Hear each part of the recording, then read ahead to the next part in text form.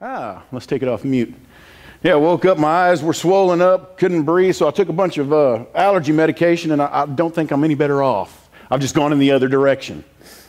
So bear with me today, but welcome to the Ridge. It's great to see everybody here. You could have been anywhere this morning. Could have chose to do anything, and you chose to come here and worship the Lord with us this morning. So it's great to see you guys. It's wonderful to see you here. We are starting a new series. We are starting a series, Surviving My Finances. And everybody all at once said, oh, the church is talking about money. You know, that's what they say. That people act funny when preachers talk about money. This is a huge, huge subject, and we're going to spend the next several weeks talking about it. And you know, I got to tell you, preparing for this message, I have become convicted of one thing. I hate money. I hate it. I hate money because of who we become because of money. I hate money because of what we do sometimes for money. I hate money because all too often in today's world, that is what we spend our time chasing. We've bought into the lie, we've missed it. We've missed God's plan. And that's what we're going to spend the next several weeks talking about. So, you know, people are like, well, why are we talking about money in church? Well, if we look at Matthew 6:21, it will tell us why. Because we read that for where your treasure is, there your heart is also. That's a very telling piece of scripture. Very telling. You know, I found some amazing statistics. Right now, do you know that the average American spends anywhere from $1.22 to $1.50 for every dollar they earn? I'm going to say that again because that's a huge number. They spend $1.22 up to $1.50 for every dollar that they earn. The average American is in $10,000 worth of credit card debt or loan debt. $10,000. So we are literally drowning in debt. And so we want to take a few weeks and really look at a biblical perspective. What does the church say about money? What does God say about money? Better yet, what does Christ talk about money? You know, Jesus loved to teach in parables. That was his favorite way to get a story across. Did you know that 2/3 of the stories that Jesus shared with people were about possessions or about money? 2/3 of them. That to me is an amazing number. He spent a lot of time talking about people's possessions, what they do with them, how they should handle them. That is more than he talked about prayer. He talked about finances. That's more than he talked about faith. He was talking about finances. The only thing Jesus talked about more was the importance of following his Father's plan. He spoke about following his Father's plan, then he talked about finances. Isn't that amazing? Why do you think that might be? I am convicted of the fact he spent so much time on that because he knew how big of a struggle it was. It was a struggle back then for everybody. It's a struggle today. We are fighting this fight just like they were back then. And he spent an amazing amount of time talking about it. And you know, following Christ is a process. It's a lifelong process. And a lot of us, you know, we get certain aspects of it. Hey, maybe you got a great prayer life. You got that part down. You make it to church. That's awesome. You're plugged in. You're involved. Man, you're doing everything great. It's coming easy to you. But we get to these finances and suddenly the brakes get put on for a lot of us because this is where we struggle. This is just part of it. I don't want anybody to feel like they're getting beaten up or shamed or anything else because this is just another part of our walk with God. It's just another part of the process. And you know, we think it should be pretty easy, right? I mean, we've got two important laws. Jesus said there's two important laws. What's the first one? Love God, right? Love God with all your heart, all your strength, all your might, all your mind. Love God. That's pretty easy, right? I mean, you think, okay, I've got to love God more than I love myself. I can do that. I've got to love God more than I love my spouse. And let me tell you, there's some days that's easier than it should be sometimes, probably. I got to love God more than I love my kids. Ooh, that's a tough one, isn't it? Now we start thinking, ooh, man, I gotta put my kids below God. You know, I want to share a little bit about my life. I think it's something, parts of it everybody can relate with and understand. I had a pretty normal, great childhood up until about 13. At the age of 13, I became aware of a really terrible truth, and that truth was my parents did not have the wonderful, picture-perfect Camelot marriage that I thought they had. My mom had a lot of problems. She had a lot of problems dealing with those problems. And my dad, come to find out, had a lot of problems dealing with my problems my mom wasn't dealing with. And they ended up getting divorced. Now, I know everybody's saying, Brian, you know, divorce is almost a part of life now. 50% of marriages end in divorce. When my parents got divorced, they got very, very, very busy going about being single again. My two younger brothers moved up to Austin with my mom. Myself and my sister, we stayed in Victoria with my dad. And my dad decided that he was going to start working on his new family. He was going to start working on his family with his new girlfriend. So he moved in with her. I'm 14, my sister's 16. He would drop off a rent check sometimes, often enough to keep us from getting evicted. He would drop off some cash for groceries sometimes. To say that me and my sister didn't have anything is a very, very true statement. We got very good at getting by, making ends meet.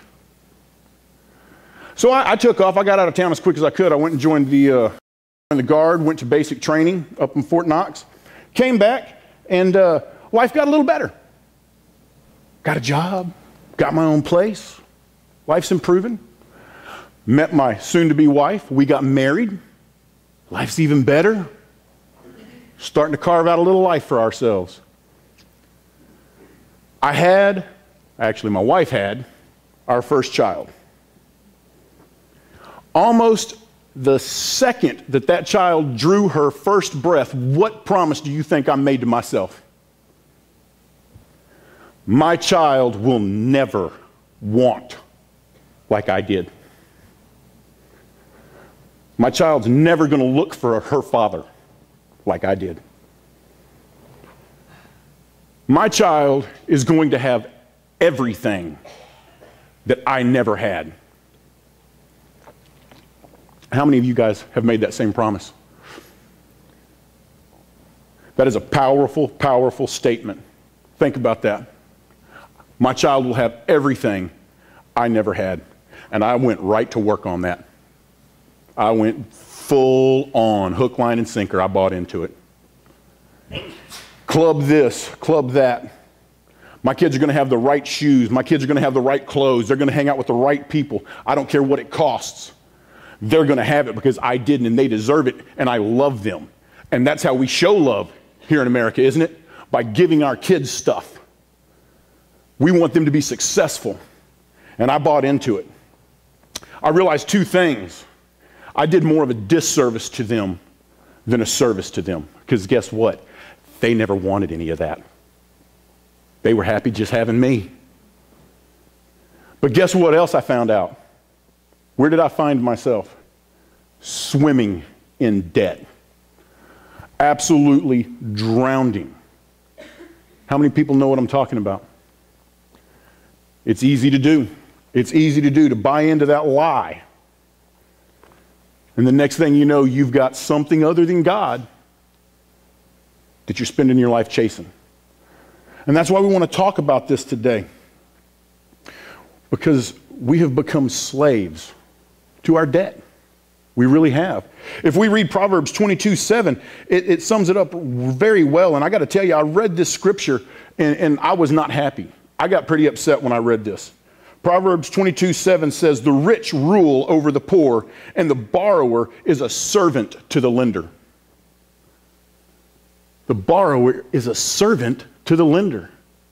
You know, servant, you know what that means, right? If you're a servant, what are you? You're a slave. You are in bondage.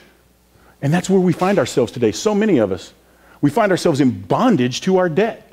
You know, you talk to people and they want to go on a mission trip, but they can't afford it. Got too much debt. I got too much debt. You talk to young people, they want to get married.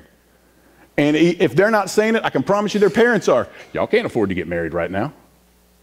You got to get that debt paid off. Time to have kids. Oh my gosh, if my mother-in-law had it her way, I still wouldn't have kids. Because all she would tell, y'all can't afford to have any kids. You guys have too much debt. We'd still be waiting around for the first one to show up. But it's because we find ourselves just in bondage. So I want to ask you this morning, where's your money going? Do you know where your money's going? Do you have a plan? Because that's what we want to really look at today. This is the first part of it. Understanding the importance of actually having a plan for your money, where it's going. You know, we get a nice little snapshot of a biblical idea of how to run a business. If we read Proverbs 31:16 through 27, we read about the virtuous woman. And we read that she considers a field and she buys it. And out of her earnings, she plants a vineyard. And she sees that her trading is profitable and her lamp does not go out at night. She opens her arms to the poor, extends her hands to the needy. She makes linen garments and sells them and supplies the merchants with sashes. She watches over the affairs of her household. That is a snapshot of a successful financial business plan right there. She came up with a plan. She found a field. And what did she do? She bought it. She didn't go to the money lenders. It doesn't say she went out and took out a mortgage. It doesn't say that she went out and financed. She bought it. She bought it and she planted a vineyard. And since she did buy it, what happened? Her trading was immediately profitable. Immediately profitable. I like that. And her lamp does not go out at night. She's got oil to burn. She's doing well. And as soon as she finds herself doing well, what does she do? She opens her arms to the poor. She immediately starts giving back. And she continues on. She makes garments. She sells them. And most importantly, she watches over the affairs of her household. I want you guys to think about something this morning. God has given you a business to run. You believe that? He's given each one of us a business to run. And you know, this hits home for me because I'm really, really good at managing my boss's money. You guys know what I'm talking about? My boss trusts me every week with millions, literally millions of dollars. And I watch that money. And I plan with that money. And I invest that money for him. And I help him be profitable, make money. We have a whole financial plan that I came up with to make money for my boss. But I don't do it for myself. I go home and don't do the same thing with the business that God gave me to run. Isn't that crazy? And I talk to a lot of people. We all do it. We're hugely successful at work, but then we get home and it just all falls apart. And this was just a huge wake-up call for me because I've never looked at my life as a business for God. And we are in business for God. We're in business of spreading the word of God. We're in the business of doing God's work. That's the business he has given us. And we have to come up with a plan to make that happen. We have to come up with an outline so we can be successful just like we do at work. It was just amazing to me when that hit me, kind of like God hitting me over the head with a 2x4. If we look at a couple of parables, if we look at Luke chapter 16, 1 through 13, we read about the shrewd manager. Now, you guys probably know this one. It is the story about the rich man. The manager was accused of wasting his possessions. So the rich man calls his manager in and says, hey, it's up. you're going to get fired. And the man goes into full-blown panic mode because he thinks, you know what? I've been going around beating up on people trying to get money from them for this guy. They don't like me. I can't work. I don't have the bag for it. I'm too proud to beg. I'm not going to beg for money. What am I going to do? So he comes up with a plan. He goes out to the guy's debtors, the people that owe him money. He says, hey, how much do you owe my master? And they said, oh, well, I owe your master 1,000 gallons of oil. And he said, okay, hey, look, real quick, write it down. You only owe him 800. He goes to the next guy. How much do you owe my master? And it was, oh, I owe him, 500 bushels of wheat. Hey, just sit down real quick. Write it up, 400. You see what he's doing? He's buying favor from everybody. He didn't do what a lot of us would have done.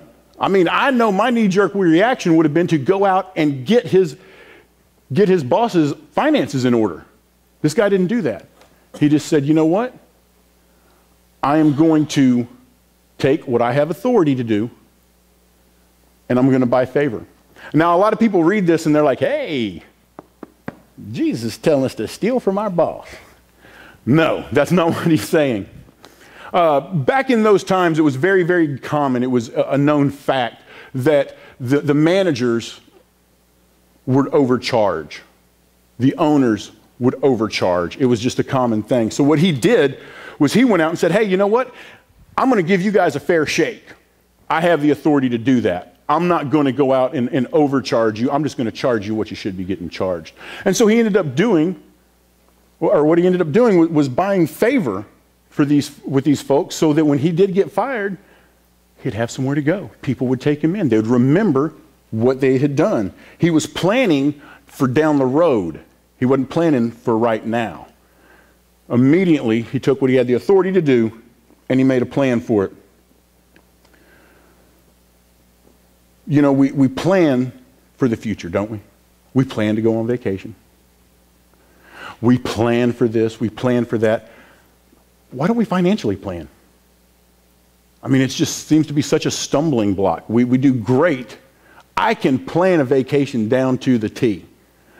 But for some reason, I can't seem to make a financial plan that gets out past a month.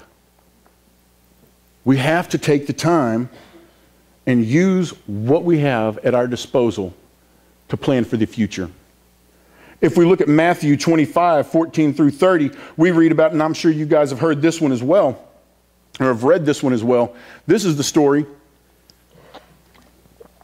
of the parable of the bags of gold, where the manager or the rich man is leaving and he gives his 3 employees different amounts of gold. He gives one of them 5 bags of gold. He gives one of them 3 bags of gold. He gives one of them 1 bag of gold. Well, while he's gone, the one that had 5 bags of gold, he runs out and he invests it.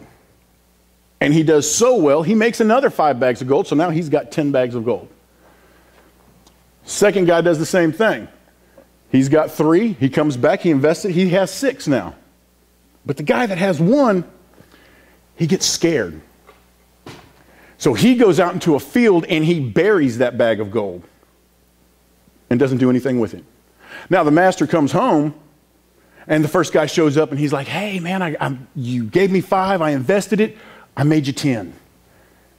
And the master says, hey, good and faithful servant, awesome, great job, way to take initiative. You know, you've been trusted with a little, now I'm going to trust you with even more. And the same thing with the second guy. Great job. Way to take a chance, way to take a risk. And you're going to be rewarded. The guy with 1 bag shows up and he's like, hey, look, I know you're kind of harsh. And I didn't want to take the chance. I didn't want to plan. I didn't want to risk. So I just put it in the ground. Here you go, here's your money back. Now that upset him. That upset him because all he wanted them to do was take a chance, come up with a plan, and go out and do it. I am quite convinced that he would not have been half as upset with this man had he come back and said, I lost it, as he was with just doing nothing. And how often do we do that with God's blessings? How often do we do that? God blesses us richly, and we go put it in a hole. We don't want to plan. We don't want to take a chance. We don't want to risk. what God's given us as if it's going to dry up. And that's just not the case. It's not the case at all. God blesses you so you can go be a blessing. And when you do that, he's going to bless you even more. That is the way it works. But you have to have a plan to come up with that. You know, I want to ask you, what's God blessed you with? And I know some people are probably saying, man, Brian, he hadn't blessed me with much, but I want you to think about something. Don't think about that as American. Think about that as a global question. How much has God blessed you with? Because I can promise you, if we look all around the world, God's blessed us a lot. He has blessed us hugely. What are we doing with it? What are we planning on doing with it? We've got to have a personal business plan. You know, J.C. Penney said this, and this is a great quote. Give me a store clerk with a goal, and I'll give you a person who will change the world. Give me a person without a goal, and I'll show you a store clerk. Isn't that true?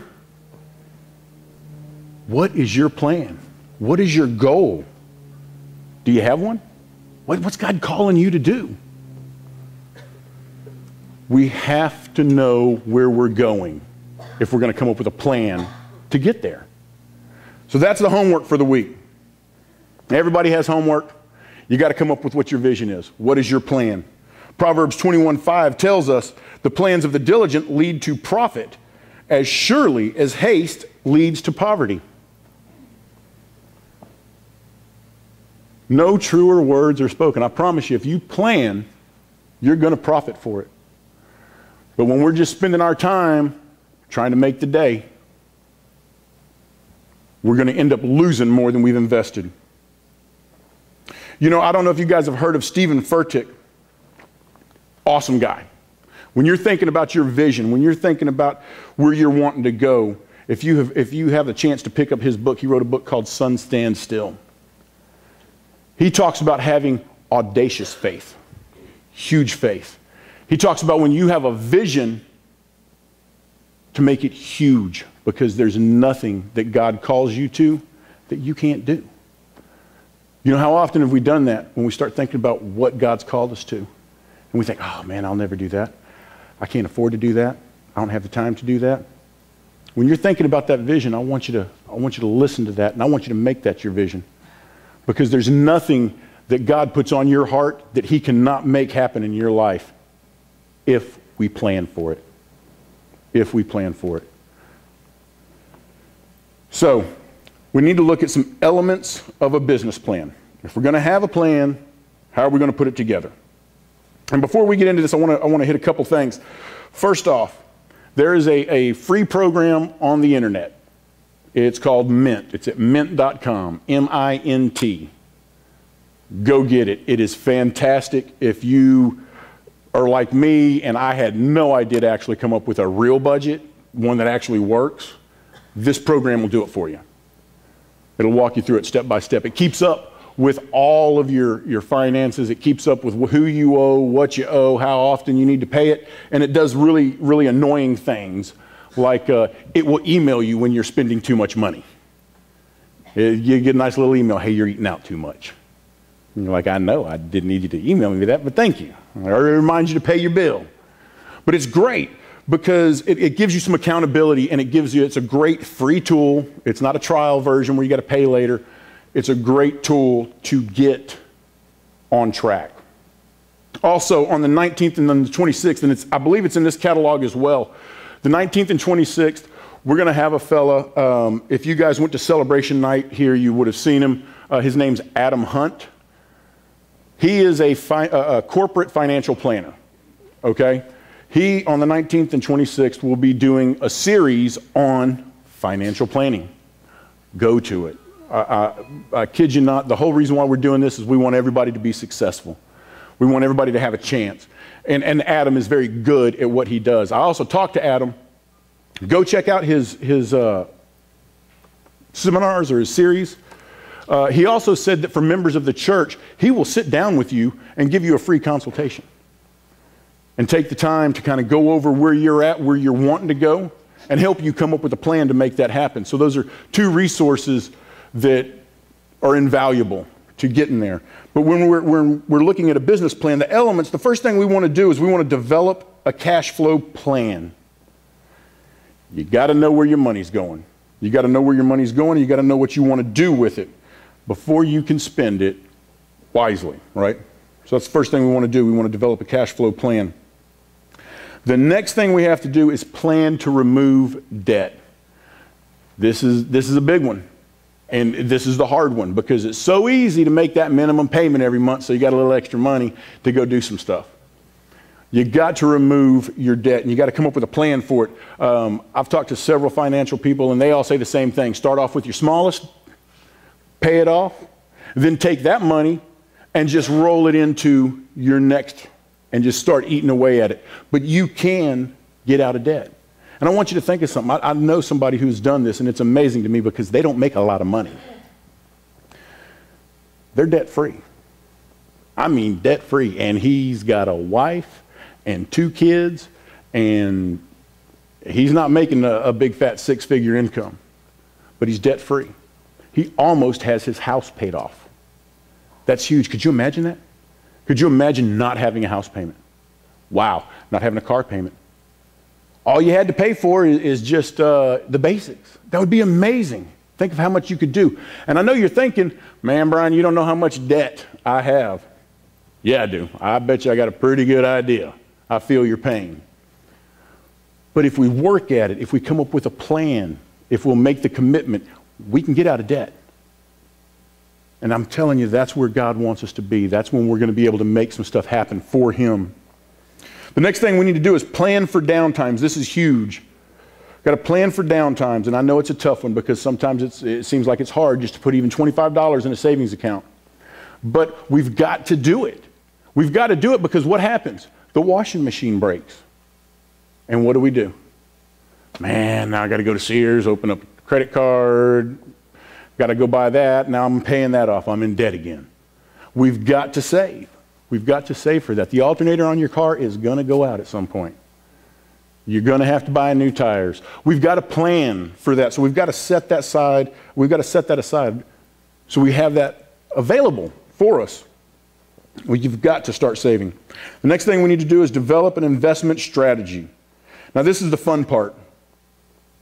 Because when you start investing, that's when your money starts working for you instead of you working for your money. And that's a very freeing thing. I've seen some people that are just very, very successful at that. But it's all part of planning. It's all part of getting that good foundation to where you can get to this point. And the last thing that you're wanting to look at, you got to plan profit sharing. Spread the wealth. Because that's the key. That's the end game.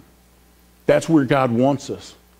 So we can, just like that virtuous woman, get out there and do some good. Spread His word. Do His work.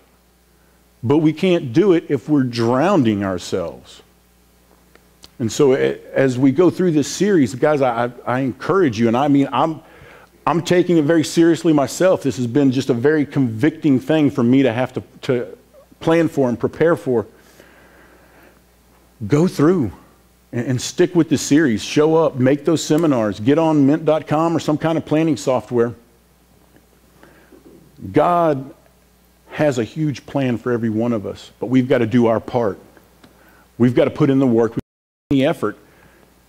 And I can promise you, when we get to that point and we start the profit sharing and we start carrying out His work, like Mike said at the beginning, it's just rewarding to see how much more He blesses you because you're the blessing. And I just want to finish up with Matthew 6, verse 24. No one can serve 2 masters. Either he will hate the one and love the other, or he will be devoted to the one and despise the other. You cannot serve both God and money. And when we talk about a plan and we talk about a vision and we talk about where we want to go, ask yourself that this week. Who are we going to serve? Are we going to serve our bank account? Because, folks, I'll tell you what, there's plenty of people out there that will tell you that's what you need to do. I know people that have gone to financial planners and they have flat told them, you're giving too much money to the church. You've got to start doing something else with it. You've got to go chase after this, not God. Don't fall for the lie. We're here, we're built by God to serve Him, chase after Him, glorify Him. So I really encourage everybody, stick with us on this series. I know it can be very painful. I've been on both sides of the fence, and I remember when I was a kid going to Catholic church, or a kid, younger anyways, and man, they'd start talking about money, and I don't want to hear it. I don't want to hear it. But just knowing that just tells me we definitely need to talk about it. We need to be honest with ourselves about it. So I challenge you guys, stick with us on this. And it will be an amazing journey. And we're going to go out and we can change Gerald, we can change Leander, we can literally change the world, but we've got to start with making a plan. Will you pray with me?